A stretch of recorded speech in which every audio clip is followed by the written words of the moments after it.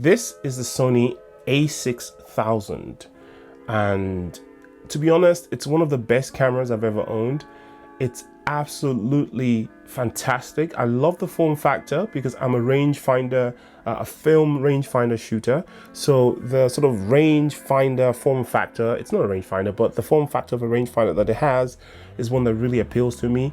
And when it came out, it was actually one of the best cameras in class, if not the very best in class, in the price range and in terms of the features that this camera was packed with and the quality of images that you can create with this camera. In fact, I've seen a lot of professional shoots that were done with the A6000. You'd be surprised. I really love this camera until it developed the fault where sometimes just the buttons would stop responding.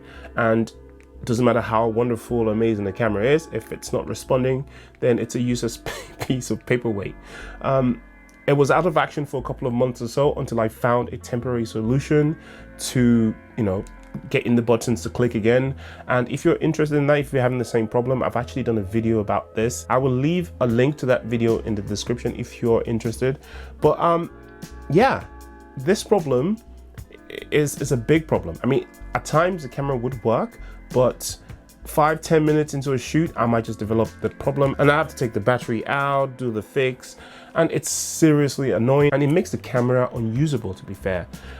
Since making that video, some people have contacted me on Instagram and via email that actually they're having the same or a similar problem, not just on the A6000, but also on the A6300 and the A6400.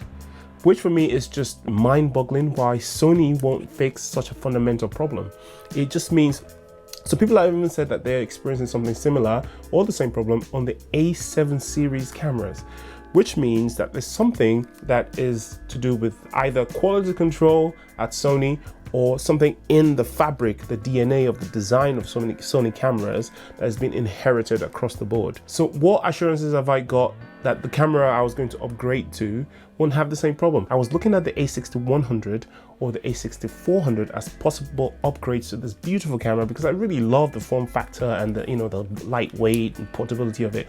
But if there's something in the fabric of the design that is causing this problem, then what are the guarantees that the A6500, the A6600 even wouldn't have the same problem?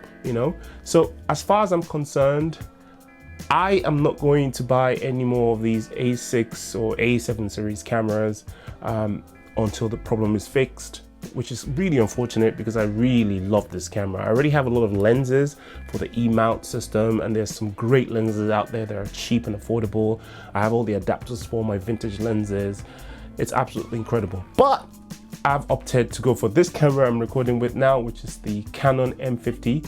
While that has its own flaws here and there, the battery life is completely abysmal and it's got some other issues, but at least it's not gonna die out on me and freeze out on me when I'm trying to use it in real life and capture moments that might be irreplaceable. Are you having a similar or the same problem with your Sony cameras? Let's hear it in the comment section. Or have you got any issues with the M50 that I'm yet to be aware of? Let's hear that as well in the comment section. I'm out for today. I'll see you in the next one. Take care of yourself. Peace.